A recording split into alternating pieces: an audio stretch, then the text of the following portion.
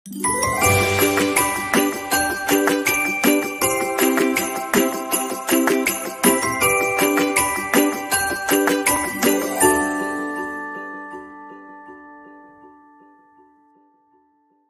assalamualaikum warahmatullahi wabarakatuh. Berjumpa lagi bersama kami komunitas Super Hongkong bersama Mbok Diana Azumi dan Wong Ganteng sak donya. Oh yeah, kita malam ini sedang ngapain, Sandro?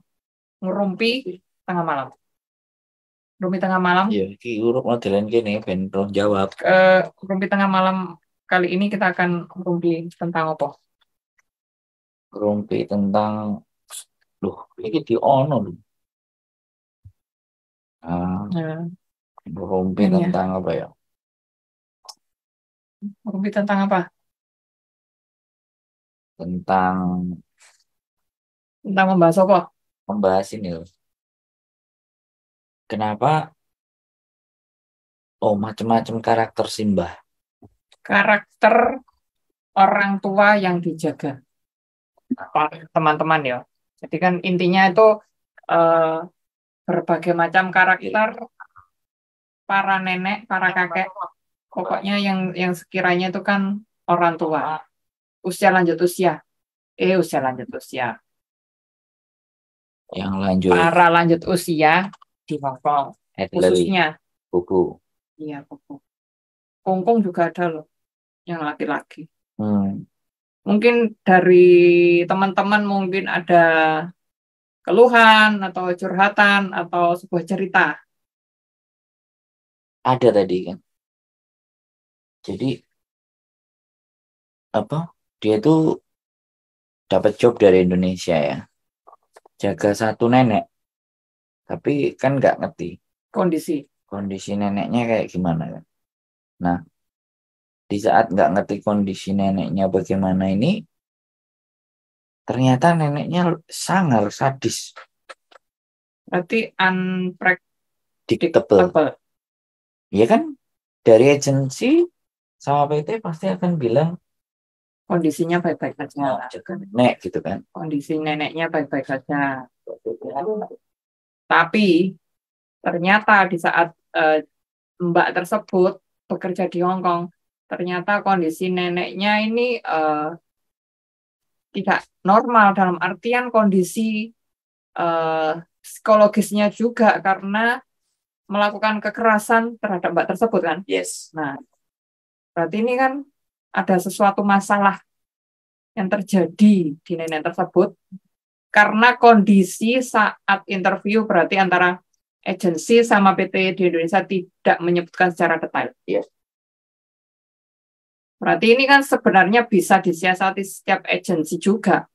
Waktu interview juga harus menjelaskan. Jadi jangan mereka karena majikan Hongkong membutuhkan CC karena sudah membayar dan akhirnya mereka membuat sesuatu yang seenaknya sendiri. Kondisi neneknya ini berarti kan setidaknya sudah tercover bagaimana gitu. Nah, tapi kalau menurut kamu gimana? Kalau menurut saya kalau kondisi neneknya diceritakan ya nggak mau kan JJ-nya. Iya. Nah kan, nah ini yang teman-teman harus mempersiapkan. Ya, benar. Jadi posisi kita itu udah kalah. Apalagi kita kan posisinya kan posisi di pesakitan. Ya iya, kalau dalam kondisi seperti itu kita mendapatkan majikan yang tidak baik. Untuk teman-teman bisa komen ya, bisa komen di sini. Kita lagi membahas tentang ini ya kondisi pekerja migran Indonesia yang berada di Hong Kong yang di sektor asisten rumah tangga. Karena pekerjaan kita bukan hanya pekerja rumah tangga, juga harus menjaga nenek dengan kebutuhan khusus dan lain sebagainya. Jadi ya, disinilah yang dibutuhkan untuk apa ya, teman-teman itu udah harus ready dengan apapun yang terjadi kan. Bahkan sampai bisa mensiasati bagaimana kondisi menghadapi nenek-nenek yang sudah terlewat pikun. Itu sudah melampaui batas kepikunannya dan harus mengkonsumsi obat penenang. Dan itu dalam maksudnya kan dia tuh di bawah pengawasan dokter juga. Tapi kan tidak mungkin pemerintah Hong Kong sini juga, maksudnya kondisi pasien ini harus tinggal di mana, kan pasti dikembalikan lagi ke ke rumah. Dan ini yang menjadi kendala kan, di saat teman-teman dari Indonesia belum siap tentang hal itu, mau nggak mau sudah terbang di sini dengan potongannya sekian-sekian. Nah ini kan pasti juga membuat shock, kaget. Bukan gagal secara tenaga, tapi jiwanya kan juga terguncang, apalagi yang neneknya mungkin nyakar. Kalau yang curhat di kamu, neneknya ngapain? Lemparin pisau, Lemparin pisau. lemparin barang-barang kan. Tapi udah bekerja berapa lama? 4 bulan kalau nggak 4 salah. bulan. 2 bulan baru. Di situ kan apalagi dalam kondisi bahasa yang terbatas. Nah, ibaratnya ya. Iya, Jadi ibaratnya teman-teman itu dihadapkan dengan persoalan yang terlapis. ekstrim kan. Maju kena, mundur kena kan. Nah, ini Apalagi maju mundurnya itu sabetannya itu kayak sebuah duri-durinya itu bukan kan hanya dirimu merasakan tuh ya sudah merasakan dan melalui. sampai kena penyakit mah yang berkelanjutan kan. Iya, terus dulu pernah radang paru juga. Nah, radang parunya itu gara-gara di Indonesia atau Bukan di sini. karena keluar malam? Itu kurang istirahat juga, overtime, menjaga bayi juga menjaga orang tua dan menjaga dua nona. 2 nona, 1 bayi, 1 Satu mbah. anak, 1 mbah. Dan itu kan cucunya nenek. Dan itu kan nggak ada perjanjian di ini. Itu meskipun aku sudah pengalaman di sini loh ya itu. Bukan aku baru dari Indonesia kalau pekerjaan itu. Itu majikan yang 3. bahkan itu majikan ketiga pun Iya. masih ketemu. Menemukan. Masih ketemu. Majikan ketiga pertama 8 tahun. Loh, pertama Finish. 8 tahun. Iya, finish. Itu pun masih ya. Masih dapat yang kayak gitu juga Iya, ya. masih dapat yang kayak gini. Nah ini apalagi mereka yang baru datang coba. Jadi yang Dia masih baru dan belum, maksudnya secara mungkin juga kebudayaan, penguasaan bahasa dan situasi mereka kan benar-benar masih baru. jadi shock kan pastinya kan. Ya pasti. Bahasa nggak nguasain. Terus kondisi pekerjaannya. Yang dihadapin adalah demit. Iya, bukan apalagi manusia. kekerasannya itu kan membahayakan nyawa kita juga.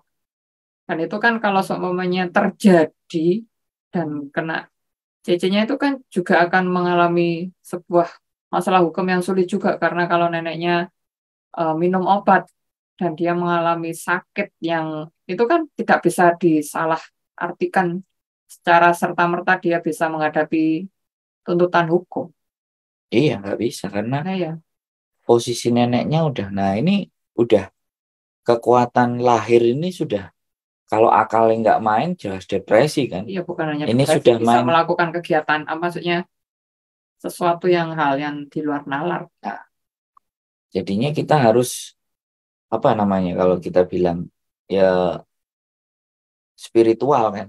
Ya. Udah Kekuatannya kita mintanya sudah untuk menguatkan di saat kondisi darurat. Nah itu loh, Bro. Kan kondisi darurat apa yang terjadi kita tuh nggak tahu. Jam berapa terjadinya juga nggak tahu. Kan kayak temanku yang dulu pernah curhat malam-malam ternyata neneknya tiba-tiba nyakar jam 2 pagi. Tiba-tiba jam 3 pagi neneknya bangunin dia terus mukul pakai kayak hanger itu. Nah itu. Tapi memang neneknya itu kan memang udah ada masalah tapi dia bertahan karena sesuatu hal. ya dong pasti kan cari uang. Iya, cari uang. Sampai Utangnya segitunya banyak. gitu. Iya. Apalagi suaminya sakit. Nah, itu kan. Tapi di situ akhirnya kontrak kedua atau ketiga neneknya mulai membaik. Sedikit membaik lah. Nggak melakukan pemukulan. Cuma tingkahnya dia sering naik, ngambil sesuatu. Dan itu juga membahayakan. Kadang naik itu yang di pinggir jendela, nggak ada teralisnya kan juga bahaya kan. Jadinya dia itu mau nggak mau harus mengawasi nenek tersebut. Mau kemanapun dia bergerak, mengikuti. Kadang ritme nenek kayak gitu kan, Bro. Semalam nggak tidur, kalau nggak gitu tidurnya itu hampir seharian. Nah, kondisi-kondisi ini kan dari Indonesia dulu nggak ada sistem edukasi dan training seperti ini di PT. Mereka trainingnya kayak tata boga, Oke, belanja. bahasa, belanja gitu. Tapi untuk kondisi-kondisi seperti ini sebenarnya harus dikasih bukan hanya gambaran, tapi kayak dipraktekkan dalam sebuah karakter film dengan peran yang berbeda. Itu tugasmu berarti Ya tugasku nanti kalau menggambarkan ya kita kondisi yang ekstrim ya bikin film itu. bikin film. Jadinya Kondisi nanti ekstrim. itu bagaimana? Itu kan bisa membuat film, tapi kan ada unsur unsur mendidik gitu Ya pasti, setidaknya. pasti. Iya, Sesuatu yang buat kan, harus dibekali sesuatu yang kamu buat kan unsurnya mendidik semua. yang mendidik semua. Kalau yang mau dididik loh, Kalau merekanya bersedia untuk dididik. bukan bersedia, concern Concernnya dan mau melihat sesuatu yang ada nilai nilai pendidikan. ya, pendidikan. Tapi kalau enggak, mereka lebih seneng melihat goyang-goyang kok. Ya, nggak masalah. Kita apapun kan bisa Ya nggak disiasat. peduli. Yang penting kan kita berkarya. Ya, Mau diterima mau enggak itu kan urusan terus urusan masing-masing. Jadi tetap terus. ya kondisi di mana kalian tidak, teman-teman ini tidak bisa membayangkan. Tapi kalau dirimu ngomong dan dirimu mengalami kan masih hidup dirimu. Iya, masih bernyawa kan setidaknya tuh memberi sedikit kekuatan, nggak tahu prosentasenya berapa manusia yang nanti tergerak biar mereka tuh di saat sudah terbang di negara penempatan tuh memang benar-benar siap gitu loh. Kan nggak mungkin kita harus siap 100%, tapi presentasi berapa persennya di atas 50%, 45% itu kan setidaknya sudah memberi sebuah kekuatan gitu loh. Makanya di sini kita naikkan bagi teman-teman yang melihat ataupun menonton bahwa belum tentu apa yang kalian lihat di sini itu sesuatu yang kalian bayangkan di Indonesia. Bahkan lebih banyak sesuatu yang tak terbayangkan. Iya, Dan sesuatu itu yang terjadi. Dan kita harus bagaimana? Nah ini kan yang menjadi ya, kayak persoalan. yang dulu pernah tak ceritakan berkali-kali tentang pelecehan seksual itu bagaimana. Di saat kita genting kondisi kita tidak memegang sesuatu apapun, kita disentuh sesuatu yang itu tiba-tiba dan itu sudah masuk ke pelecehan seksual juga gitu. Apa yang harus kita lakukan? Jadi kita tuh harus siap Kita nggak cuma bisa bicara ngomong stop pelecehan seksual. ya, stop itu nggak bisa kita. Cuma ngomong teori tok, tapi praktek ini refleks gerak tubuh ini juga harus Disimulasikan. iya, simulasi. Dan Ini bisa, maksudnya kita boleh membuat ini tuh dalam artian komedi atau apa, tapi untuk yang kali ini kita juga harus membuat sesuatu yang lebih serius, gitu loh. Dalam artian ini benar-benar memang harus juga diterapkan, bukan hanya dari sini kita agensinya bagaimana, tapi kerjasama antara beberapa pihak itu kan kalau nggak digaungkan terus-menerus, terus siapa lagi? Nanti korbannya ya orang kita sendiri. Yang repot juga pemerintah sendiri. Gitu. Bagaimana cara mengantisipasi kan gitu. Kita kan apapun itu harus sedia payung, meskipun nggak hujan gitu loh. Jadi ini kan, soalnya dari cerita tadi itu ngomongnya adalah saya hire kamu ke sini itu ngerawat mamaku. Iya, karena Ngerawat orang tuaku loh, sedangkan orang tuanya kondisinya ya jelas. Iya. Anaknya sendiri nggak ngatasi, disuruhnya orang lain. Ibaratnya gini loh. Kita nggak tahu kalau itu macan, nah kita disuruh ngadepin macan gitu. Karena kita nggak ada pelatihan untuk mengatasi macan. Ya kan? Iya, itu terjadi loh. Dan itu hampir kalau disuruh cerita, aku pastikan itu lebih dari 100 orang akan menceritakan hal semacam itu. Hal yang mirip-mirip dan hampir sama. Nah, jadi jaga mbah itu bukan, ya persoalannya adalah mbahnya ini normal nggak kan? Iya, kondisinya kan begitu. Karena ada juga teman kita yang mainan tai mbahnya. Iya. Jam 2 malam minta mandi. Lama-lama yang ngikutin kalau nggak sadar-sadar juga ya soak kan. Tapi kan katanya gajinya gede. Iya, katanya gajinya gede, mungkin ada sesuatu yang dipertaruhkan, tapi mengorbankan diri sendiri ya, podo aja kita Ya nggak negur apa-apa sih. keren. Menurut saya sih nggak apa-apa. Iya, nggak apa-apa Kan sama itu kuat. kan bagian dari risiko. Iya, resiko setiap manusia. Dalam hidup kan tidak ada yang tidak berisiko. Walaupun kadang ada yang risikonya besar ataupun kecil. Bagaimana menetralisir resiko menjadi sesuatu yang lebih sedikit. Berarti simulasi ya, artinya gerak refleks dan Refleks. teman-teman harus bisa berlogika dan sambil berpikir, aku nih harus ngapain Iya. untuk ngadepi manusia yang seperti ini. Saat dalam kondisi darurat kadang kita mikirnya kan nggak logis dan itu normal. Tapi ketidaklogisan itu kan bisa kita gimana ya? Bagi yang mau berpikir, Iya, diantisipasi bagi yang mau berpikir, iya, iya. harus mindfulness. Makanya pertanyaan di mana bahwa, loh kok keluar gini Mbak, maksudnya apa? Maksudnya ki intermezzo. Jadi kita harus benar-benar mindfulness. Mbak Maria Bungalim. Halo Mbak Maria Bungalim, selamat Pagi. malam. Selamat pagi ya, terima kasih. Ini lagi Jadi ngobrol-ngobrol. mindfulness ini dalam artian kita harus tahu siapa diri kita ada di mana, kita ngapain, tujuannya apa yang akan dan bagaimana caranya, dan harus seperti apa. Itu pertanyaan yang memang harus benar-benar bisa dijawab oleh diri kita sendiri. Iya, diri kita sendiri tuh harus siap. Kita juga harus, bukan hanya, kita kan sering dapat edukasi tentang kesehatan mental juga. Nah, itu dari poin-poin itu teman-teman sebenarnya kan mengalami itu kan bisa ditarik kesimpulan sendiri atas apa yang sudah terjadi. Kita tuh evaluasi sama diri kita sendiri. Ya, kembali lagi pertanyaannya. Kadang kita itu melihat ke dalam diri sendiri aja nggak ada waktu. Iya. Yang lebih banyak dilihat kan keluar. Ya, keluar. Ya kan, kayak aku ndek utang akeh. Keluargaku nggak cukup. Ya, keluargaku butuh semua. Tapi mereka tidak melihat di dalam dirinya, bahkan sampai berpikir dirinya sendiri itu tidak penting. Ya. Mereka yang penting. Padahal itu adalah sesuatu yang sangat keliru, Bang. Ya. Mereka sesuatu jalan yang kurang tepat. Mereka bisa makmur, mereka bisa oke, itu kan lantaran ada kita di sini. Iya. Makanya kita tuh harus membangun kekuatan diri. Kalau membangun pondasi rumah kita juga harus membangun pondasi diri. Membangun pondasi diri, memahami, lebih mencintai. Dalam artian mencintai bukan sesuatu yang egois, gak mau tahu orang lain. Kita kan masih hidup bermasyarakat, kecuali kalau kita hidup di hutan. Nah, istilahnya kalau kita benar-benar punya pondasi diri yang kuat, kita bisa membangun bukan hanya kepercayaan diri, tapi setidaknya itu paham diri kita itu seperti apa gitu.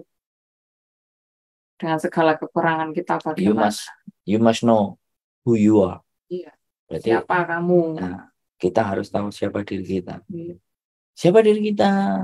Ya, Sandro. Ya, Sandro. Setidaknya kan kita selengean kita itu pada tempat yang mana kan ada rule-rule-nya, kan nggak mungkin terapas ya terapas pasti, tapi kan itu hal-hal yang bukan pada tempatnya. Pembicaraan malam ini berat. Iya, berat soalnya mengenali diri. Ya, mengenali diri. Ini harus terus terkampanyekan sebenarnya. Ya, iya. Tujuannya kan banyak. Mengenali diri sendiri itu tidak hanya untuk mengatasi masalah, menggali potensi, dan kita mau ngapain, kita mau seperti apa dalam hidup ini, itu kan menggali sesuatu yang ada di dalam diri kita. Kunci. Menyadari bahwa diri kita ada di mana dan kita siapa. Bukan berarti kita itu ngalah ya. Kalau orang bilang, kalau kita ngomong, kita tahu dirilah, terus kita itu berasumsinya ngalahkan, bukan seperti itu. Ya, iya. Kita tahu diri itu artinya di situasi seperti apapun, kita bisa menempatkan. Menetralisir setiap kondisi yang ada itu penting. Dan itu butuh pemikiran. Iya. Butuh pemikiran yang mendalam. Dan itu butuh logika. Lah, butuh logika dan pemikiran itu butuh pikiran yang tenang. Pikiran yang tenang, pikiran yang tenang, pikiran yang damai. bagaimana yang nyaman. dan bagaimana caranya mendapatkan kan itu.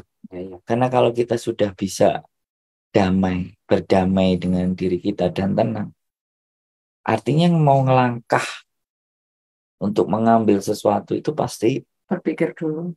bisa toh. Karena kita tenang kan.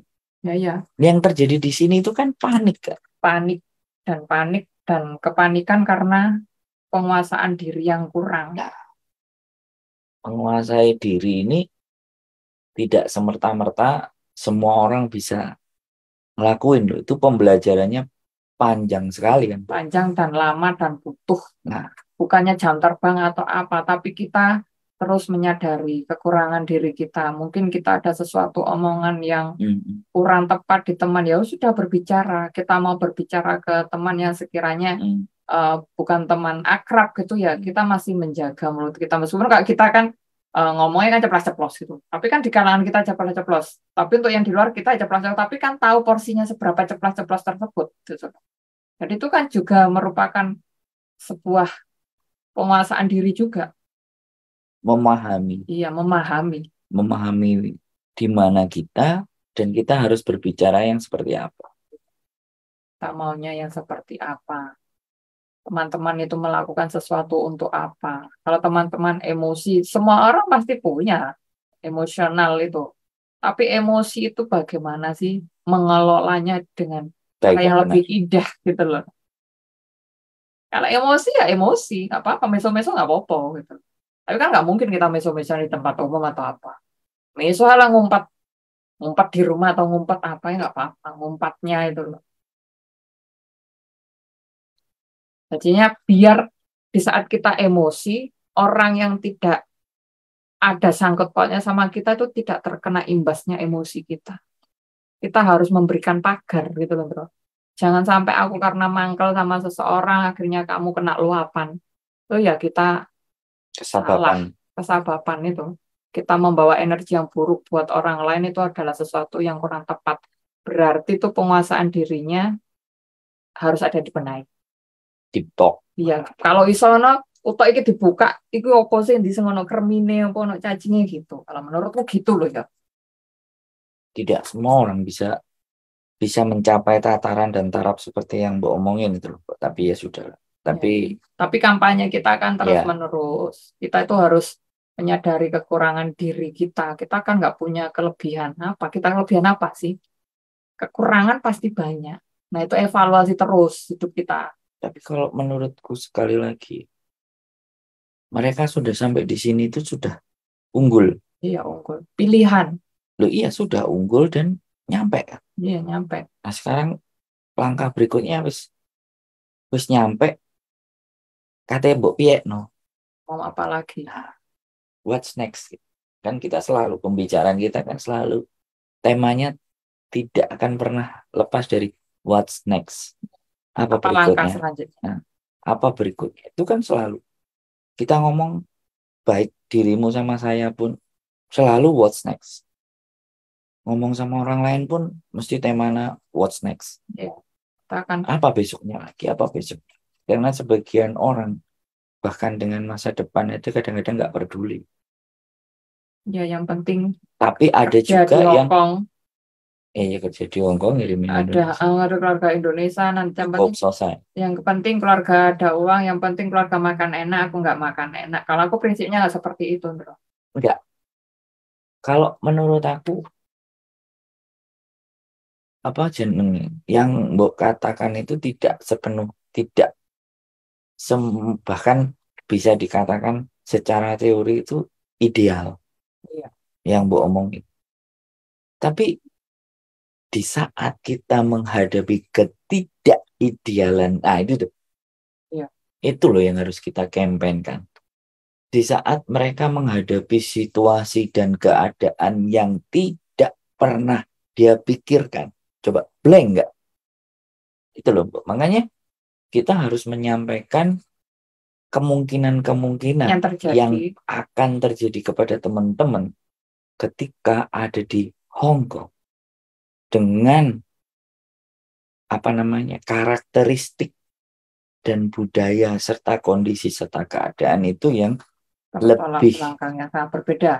lebih banyak kita sampaikan cerewet, mau super bersih, ya kan? Iya. Nggak mau salah, Terus yang suka merentah-merentah itu, emosi, oh ya beberapa teman-teman dari kita itu pekerja migran kita di Hongkong, karena kekenyihan majikan itu juga membuat depresi, dia mental down. down, dimaki-maki, dimarahin. Makanya Apalagi sampai ada yang ditunjuk-tunjuk di depan umum di lampu merah, gini gini gini gitu. Seperti dia tuh sudah dijatuhkan mentalnya di depan umum.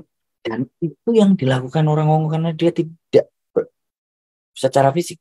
Iya, Makanya yang dijatuhkan mental. iya. Makanya banyak yang baru-baru itu kena mental. Kecuali yang udah bisa menguasai kan akhirnya dia bisa membantah. Dalam artian bukan membantah majikan melawan, tapi dia membalikkan omongan majikan tersebut.